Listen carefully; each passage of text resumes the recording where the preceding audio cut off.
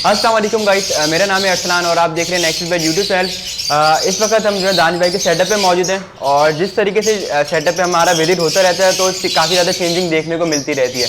तो इस वक्त जो सेटअप पे विजिट हुआ है काफ़ी ज़्यादा चेंजिंग दिख रही है, काफ़ी ज़्यादा बर्ड्स खुश हैं। तो चलिए देखते हैं, दानिश भाई से पूछते हैं कि कौन कौन सी इन्होंने पेयरिंग लगाई हुई है और आज की वीडियो में हमारे व्यूअर्स को क्या बातें ये बताने लगे। अस्सलाम वालेकुम दानिश भाई। वालेकुम अस्सलाम। आई होप आप सब लोग खैरियत से हों, ठीक ठाक हों।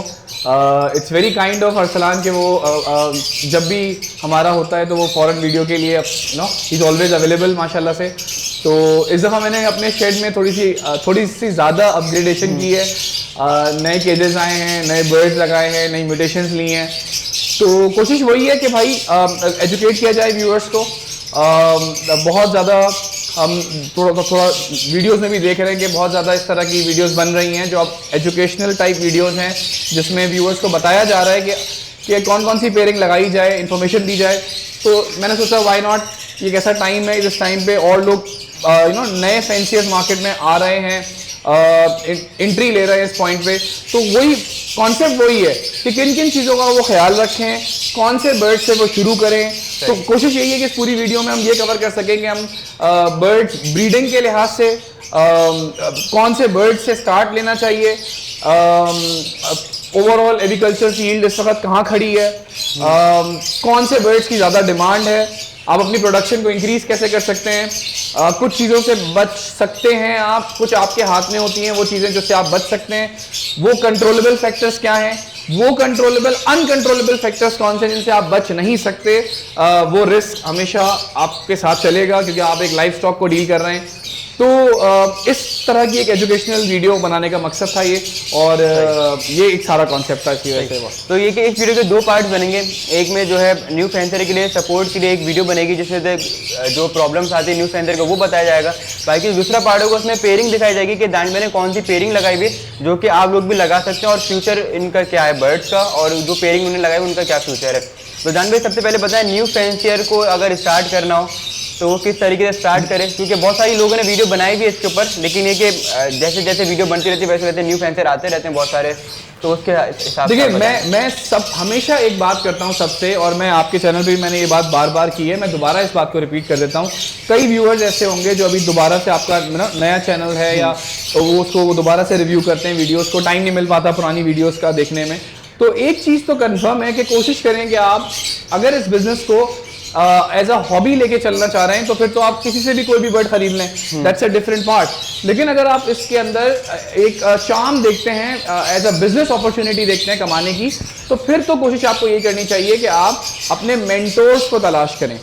इस बर्ड फील्ड में जितना आप मेंटोर को वैल्यू देंगे और उसके अंडर में आएंगे या उसके अंडर में आके बर्ड्स की तरफ जो वो कह रहा है आपको वो फॉलो करेंगे for a particular period of time obviously, तो आपको थोड़ा बहुत अंदाजा हो जाएगा उस चीज़ का कि आप अपनी फील्ड में कहाँ खड़े हैं। तो मेरा पॉइंट ऑफ व्यू हमेशा यही रहा है सबको समझाने में कि फाइंड गुड मेंटोर्स, और वो मेंटोर्स फिर आपको साथ लेके चलेंगे, क्योंकि अल्टीमेटली आपको जब तक कोई गाइड करने वाला नहीं होगा, आपको पेयरिंग बताने वाला कोई नहीं होगा। आप यकीन कीजिए, आज भी मेरे पास फोन आते हैं जिसमें लोग सही तरीके से पार ब्लू नहीं बोल पाते, उन्हें पता ही नहीं है पार ब्लू क्या है, या वो पेल फेलो किसे कहते हैं, या डाइल्यूट किसे कहते हैं। मतलब जिन लोगों को, और ये मासूम लोग हैं बेचारे, इनके पास थोड़ी बहुत इन्वेस्टमेंट्स हैं, ये चैनल्स पे फिजिबिलिटी रिपोर्ट्स देखते हैं, खुश हो जाते हैं, और ये इनको अल्फाज बोलने नहीं आते अनफॉर्चुनेटली, और ये वो बर्ड खरीदने चल पड़ते हैं। तो मेरा सबसे यही, विद नो ऑफेंस टू किसी को, कोई पर्सनल ना ले जाए इस बात को, बट मेरा जाती ख्याल ये कि पहले लर्न करें, पहले बर्ड्स के कम से कम नाम लेना सीखें, फिर उन बर्ड्स को पालना सीखें, फिर उनको आप, वही आपको सब चीज़ें सिखाने वाला वो मेंटोर होगा। मेरे लिए मेंटोर की डेफिनेशन थोड़ी डिफरेंट है। मेंटोर सिर्फ वो शख्स नहीं होता जो आपको सिर्फ बर्ड्स बेचे और थोड़ा बहुत गाइड कर दे, नहीं। मेंटोर इज अ पर्सन जो ना सिर्फ आपको बर्ड्स बेचे, अगर हो तो क्या पता एक ऐसा भी मेंटोर हो सकता है जो आपको बर्ड्स ना बेचे, सिर्फ बर्ड्स ही ना, गाइडेंस दे। ना सिर्फ गाइडेंस दे, मेरी जो मेंटोर की पूरी एक डेफिनेशन है वो स्टार्ट टू एंड है। आप उससे बर्ड्स लें, ना सिर्फ वो आपको बर्ड्स लेने में हेल्प करे, उनको रखने में हेल्प करे, उनकी मेडिकेशंस में हेल्प करे, उनकी ब्रीडिंग टेक्निक्स में हेल्प करे, फिर जब बच्चे हो जाएं तो कब बच्चे अलग करने हैं पेरेंट्स, ये एक तरीके से आपको उंगली पकड़ के चलना सिखाए। और ऐसा ना हो कि बीच रास्ते में वो उंगली छोड़ दे, ये एक बहुत इंपॉर्टेंट फैक्टर है। मेरी डेफिनेशन थोड़ी आगे तक जाती है, वो ये कि आपके बर्ड्स सेल आउट करने में भी वो आपकी हेल्प करे, ये बहुत इंपॉर्टेंट फैक्टर है। यहाँ जो अमूमन देखा गया है लोगों का, जो मैंने भी लोगों से विजिट पे मैं मिला हूँ लोगों से, उन्होंने अपने मेंटोर्स बनाए हुए हैं जो उनको बर्ड्स बेचने में हेल्प करते हैं। आपने उनसे बर्ड्स खरीद लिए, आपने वो ब्रीड करवा ली, अब जब उसके बच्चे आए तो वो बेच नहीं पा रहा बेचारा, और मेंटोर उसको हेल्प नहीं कर रहा। मैं यहाँ रिपीट कर दूं, सारे ऐसे नहीं है बट मेजॉरिटी ऐसे ही हैं। तो मेरी कोशिश ये होती है कि मैंने जिनको भी बर्ड्स दिए हों, उनकी जब ब्रीड आए अल्लाह के हुक्म से, तो वो ब्रीड मैं उनसे परचेज कर लूं, सही, मैं ही परचेज कर लूं। तो मेरी यही विजन और मिशन स्टेटमेंट भी मेरा यही है इस फील्ड में, कि कोशिश मेरी यही है कि जब आप कोई बर्ड ले मुझसे, वो बर्ड की प्रोडक्शन आए, I shall be the first person to buy those birds. मैं वो पहला शख्स होना चाहिए हूं जो उनको खरीदूं। वो अलग बात है कि आप मुझे बेचना चाहें या ना बेचना चाहें, that is entirely on you, वो आपके ऊपर है। बट मैं चाहता हूं कि मैं वो पहला शख्स हूं जो आपके बर्ड खरीदूं। तो इंशाल्लाह मैं अभी आपको दिखाऊंगा कि मैंने माशाल्लाह कितने ही ऐसे सेटअप है जो मैंने शुरू किए, करवाए, उनके रिजल्ट्स आए। तो माशाल्लाह मैंने कई ऐसे बर्ड्स उनसे परचेज किए हैं।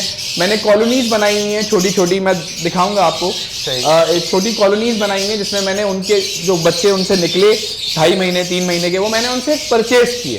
सही। अब परचेज करके मैंने उनको ऑब्वियसली अपनी कॉलोनीज में छोड़ दिया। अब आहिस्ता आहिस्ता मैं उनके डीएनएस कराऊंगा, उनको थोड़ा अडल्ट करूंगा।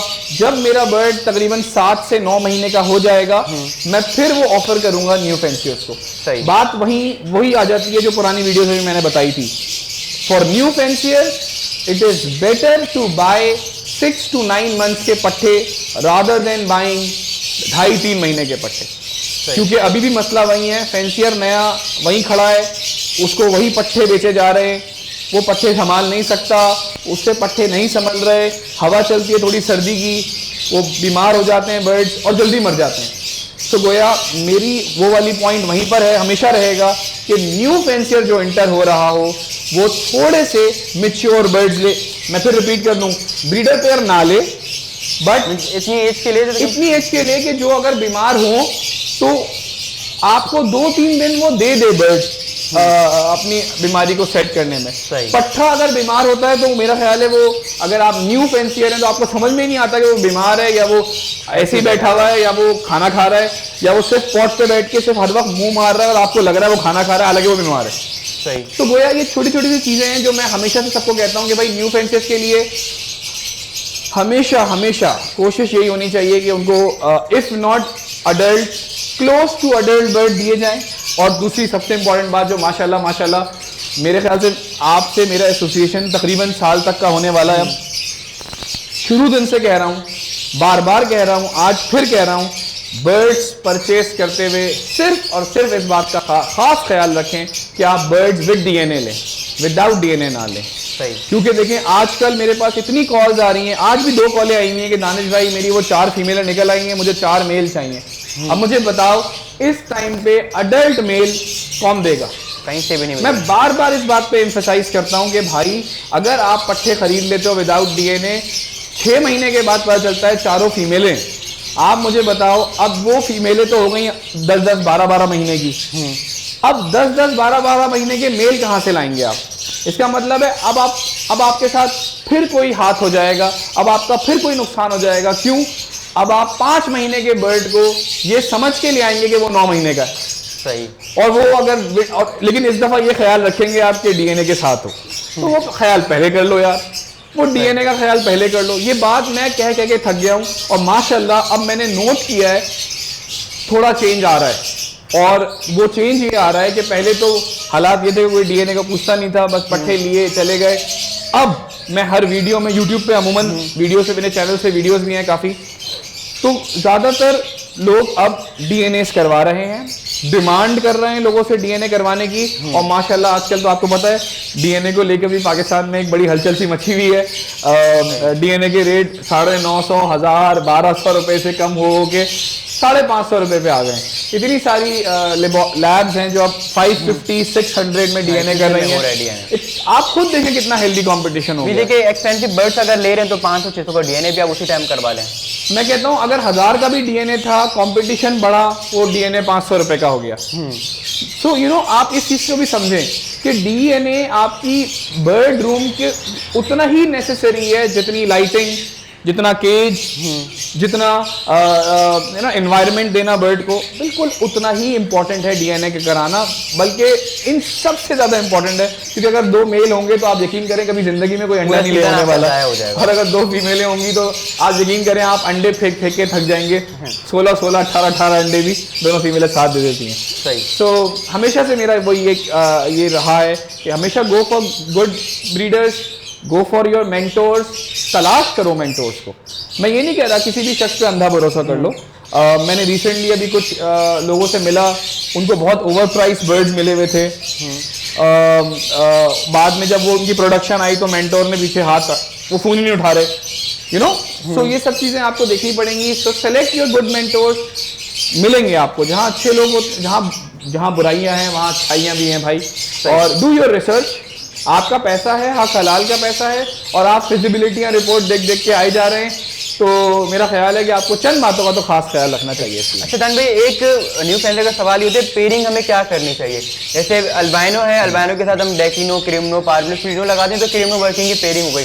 बाकी जिससे आगे की म्यूटेशन है उसमें काफी जो न्यू फैंसर है वो डिस्टर्ब हो जाता है। मैं आ रहा हूँ।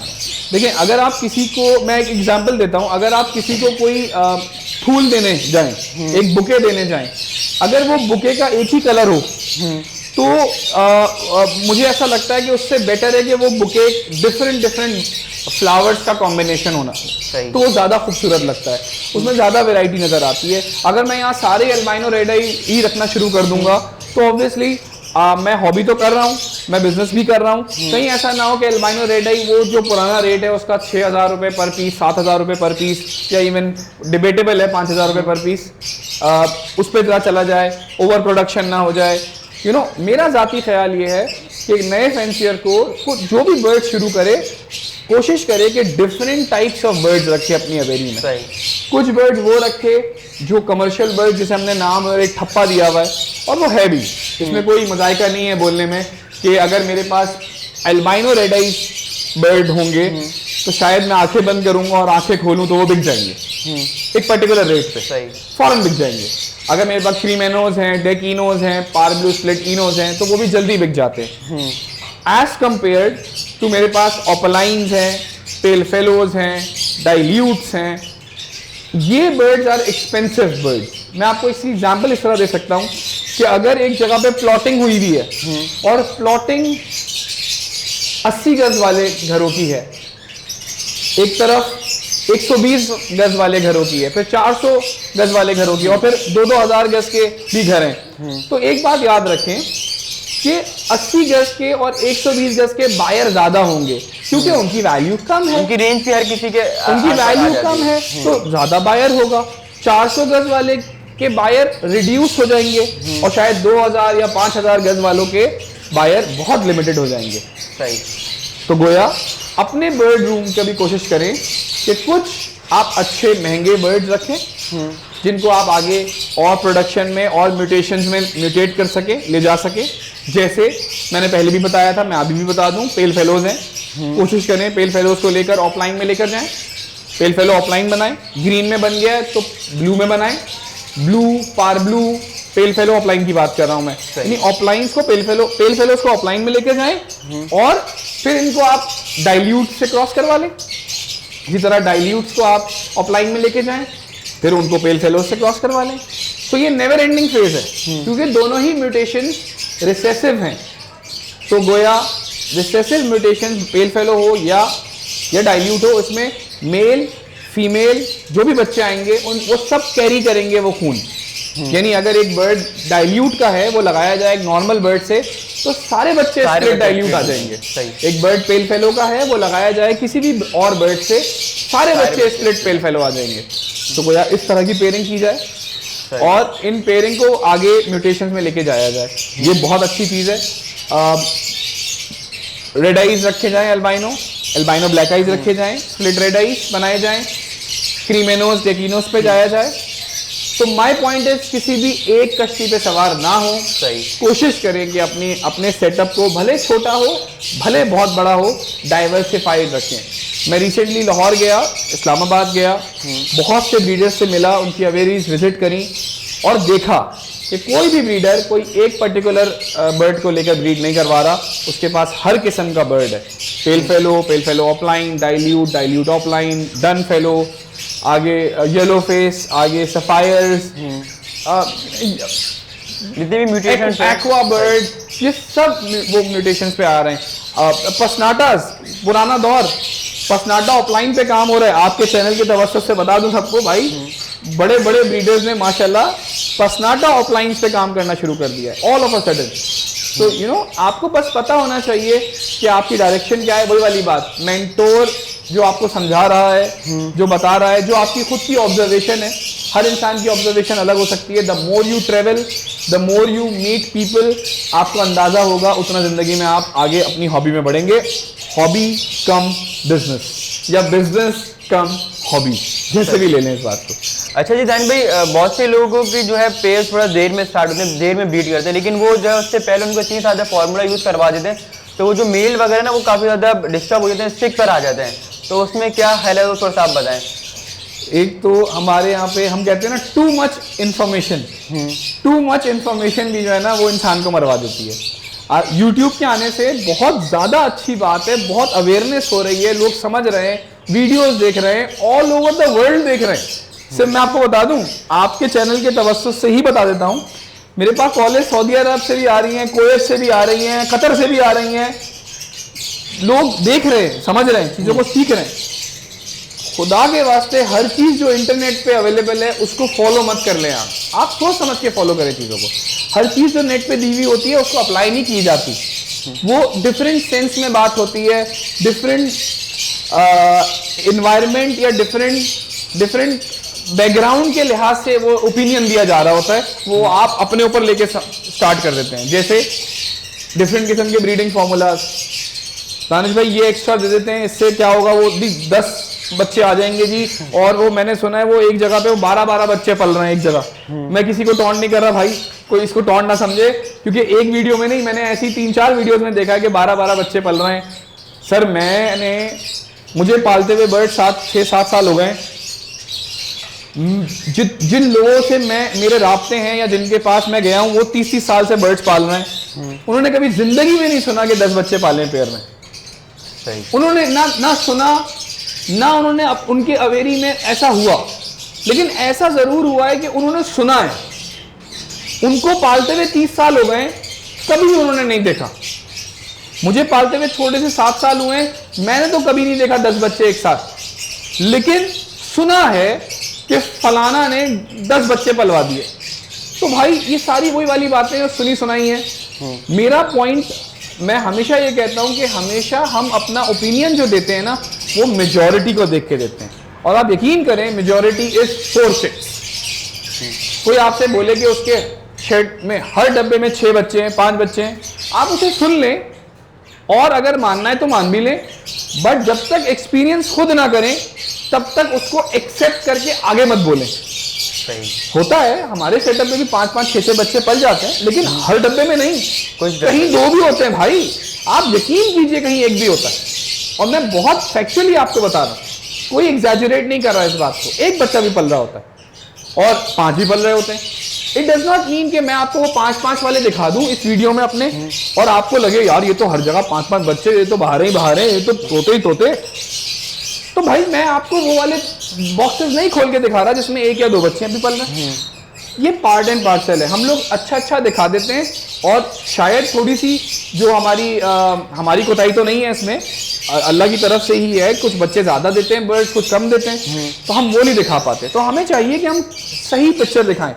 अब आ जाते हैं बात जो आपने सवाल किया बर्ड्स ब्रीडिंग को लेके formulas. There is no formula for bird breeding. ये अपने दिमाग से निकाल लीजिए कि कोई फॉर्मूला है जो आप देंगे उससे बर्ड ब्रीडिंग शुरू हो जाएगी और अंडे आ जाएंगे, ऐसा कुछ भी नहीं है। मैं आपको यकीन दिला के कह सकता हूं कि आप अपने बर्ड्स का वेट करें। जब बर्ड कंफर्टेबल होगा, जब बर्ड अपने आप को कंफर्ट समझेगा, वो मीटिंग हो रही है वहां पे देखें, जो अंदाजा लगाएं, जब वो कंफर्ट लेवल अपना दिखाएगा, जब वो अपने आप को कंफर्टेबल समझेगा, उसकी एज पूरी होगी, उसको दिया हुआ दाना, सॉफ्ट फूड वो अपनी हेल्थ पे लगाएगा, ऑटोमेटिकली अल्लाह का निजाम है कि वो मेट करेगा, वो एग्स ले करेगी फीमेल और बच्चे निकलेंगे सही। इंशाल्लाह ताला। आपका काम कुछ भी नहीं है, आप इन चक्रों में ना पड़े कि आपकी वजह से ब्रीड हो रही है। आप ये भी मत सोचें कि जितना आप ओवरडोज करेंगे कैल्शियम का, विटामिन का, तो उतनी अच्छी ब्रीड होगी, ऐसा कुछ भी नहीं है। सही। आप सिर्फ और सिर्फ फोकस करें, बर्ड्स अच्छे लें, उनकी डाइट अच्छी रखें और सिट बैक एंड रिलैक्स। सही। इंशाल्लाह फिर जो है जब एज खुद पूरी करेगा होगी वो। बर्ड की ब्रीड खुद कर देगा बर्ड। मैंने और लोगों को भी, जिन लोगों से मैं मिलता हूं, जिन लोगों से मैंने सीखा है, मैंने नोट किया है, वो वेट करते हैं बर्ड की एज पूरी होने का। जब बर्ड अपनी मेच्योरिटी की एज पूरी कर लेता है, मैंने अपनी आंखों से देखा हुआ है, एक एक मेल के साथ वो 6-6 फीमेल्स को मेट करवा के वो लेइंग करवा देता है, एक एक मेल के साथ। लेकिन अगर यही न्यू कमर कोई न्यू फेंसियर आए और बोले वाह भाई वाह, आपने एक मेल रखा है, 6 फीमेलें रखी हैं, आपकी तो प्रोडक्शन ही जबरदस्त है, तो इस बात को आप इतना दिल से ना लगा लें कि आप भी ये फॉलो करना शुरू कर दें। सही। जिस दिन गाड़ी ली हो उस दिन ड्रिफ्टिंग करना नहीं सिखाई जाती, जिस दिन गाड़ी ली हो उस दिन सिर्फ और सिर्फ गाड़ी स्टार्ट करके थोड़ा सा आगे रिवर्स सिखाई जाती है, टर्निंग सिखाई जाती है, आपको वो ड्रिफ्ट करना नहीं सिखाते। सही। तो भाई पहले मैं बार बार सब जितने भी बर्ड सेटअप मैंने लगा के दिए, मैंने लोगों को यही एजुकेट किया है, आपके चैनल के तवज्जुह से यही एजुकेट करवाने की कोशिश की है। अंडरस्टैंड योर बर्ड, अपने बर्ड को अंडरस्टैंड करें, जितना उससे क्लोज रहेंगे, जितना उसको ऑब्जर्व करेंगे, जितना आप समझेंगे कि वो बर्ड आपका क्या चाह रहा है, उतना आप फायदे में रहेंगे, आप उतना उस बर्ड को यूटिलाइज कर सकते हैं अपने फायदे के लिए। और नेचर तो नेचर है भाई, आप उस एक मेल को 3 फीमेलों से 5 फीमेलों से भी क्रॉस करवा सकते हैं, अगर आपकी फीमेल एक्सेप्टेबल है। अगर आपका मेल हम अमूमन ऐसे मेल को अल्फा मेल कहते हैं, जो हम यूज कर लेते हैं डिफरेंट फीमेल्स के साथ, क्योंकि वो ज़्यादा एग्रेसिव होता है और वो मीटिंग में हमें अच्छे रिजल्ट्स देता है। सो हम ये ऐसे नहीं हो सकता कि मैंने बोल दिया और आपने कर लिया, कल आपने नुकसान उठा लिया, आपने मेल उठाया अपनी फीमेल को दे दिया, अगले दिन उसने फीमेल ने मेल को मार देना है। बहुत सी फीमेल्स ऐसी होती है जो मार देती हैं। तो अभी आप बोलोगे यार मैंने तो दानिश भाई की वीडियो पे जो है वो अरसलान भाई ने सवाल किया था, दानिश भाई ने बोला एक मेल 6 फीमेलों को लाया, मैंने उठाया अपना मेल, मैंने डाल दिया फीमेल को, अगले दिन आया वो मेल मरा नहीं तो इंतहा से ज्यादा उसका सर खुला हुआ, लाल हुआ हुआ चेहरा और साइड पे पड़ा हुआ। क्यों? क्योंकि फीमेल ने उसको हीट पे आके तबीयत से कूट दिया। ऐसा ना कर लीजिएगा। इसीलिए मैंने कहा understand your birds. Off season में पेयरिंग करवाएं, ऑफ सीजन में उस मेल की पेयरिंग करवाएं फीमेल से। ऑफ सीजन में कोशिश करेंगे और अपने बर्ड को अंडरस्टैंड करें, कौन सी फीमेल एक्सेप्टेबल है, कौन सी फीमेल फॉरेन पेयर लगा लेती है। अगर वो मेल जो आपने छोड़ा है अगर उसने फॉरेन पेयर लगा लिया है तो फिर नहीं मारेगी उसको, वो मेट करेगी, अंडा जाएगी, अंडे देगी, आप मेल उठा के फिर किसी और फीमेल को दे दो। ये कोई एक्सेप्टेबल नॉर्म नहीं है, ऐसा करना नहीं चाहिए। बट अगर रिसोर्सेज आपके पास कम है, मेल आपका या तो एक्सपायर हो गया है या फिर वो मोल्ड में आ गया है या मेल वो सूखड़े में आ गया है, वीक हो गया है, तो आपने मेल को थोड़ा रेस्ट टाइम दे दिया और एक्स्ट्रा 2 फीमेलें पड़ी थी और एक अच्छा मेल था, आपने वो क्रॉस करवा लिया अपना टाइम बचाने के लिए। तो आप कर सकते हैं अगर आपने अपने बर्ड को अंडरस्टैंड किया हुआ है। और अगर नहीं तो फिर आप वो जो मेल है उससे भी आप हाथ धो बैठेंगे, क्योंकि लव बर्ड्स एक ऐसे बर्ड्स हैं जो अपनी टेरिटरी बनाते हैं, अपने केज में अपना होल्ड बनाते हैं। अब अगर वो फीमेल अकेली है वहां पे तो उसका होल्ड है उस केज में, उसकी वो डोमिनेंसी है वहां पर, वो डोमिनेंट है वहां पे। अब अगर आपने कोई जितना ही बड़ा मेल क्यों ना डाल दें, वो मेल घबराया हुआ होगा वहां पे नया नया, और वो डोमिनेंसी अगर शो करने की कोशिश करेगा तो पहले से बीवी फीमेल उसको मारेगी और शायद जान से भी मार दे। ये देखा गया है, ये ऐसा हो सकता है, ऐसा हुआ है। तो कोशिश ये करें कि इस चीज को अवॉइड करें। सही। और ये सीख ना लें, इसको सुन लें। और ये अप्लाई आप तब कर सकते हैं जब आप, मैंने कहा ना, जब आप अपने बर्ड को जानते होंगे, जब आप अपने बर्ड को इवेल्युएट कर चुके होंगे और उसको समझ चुके होंगे कि वो बर्ड क्या चाह रहा है, तो आप उससे यूटिलाइज कर सकते हैं।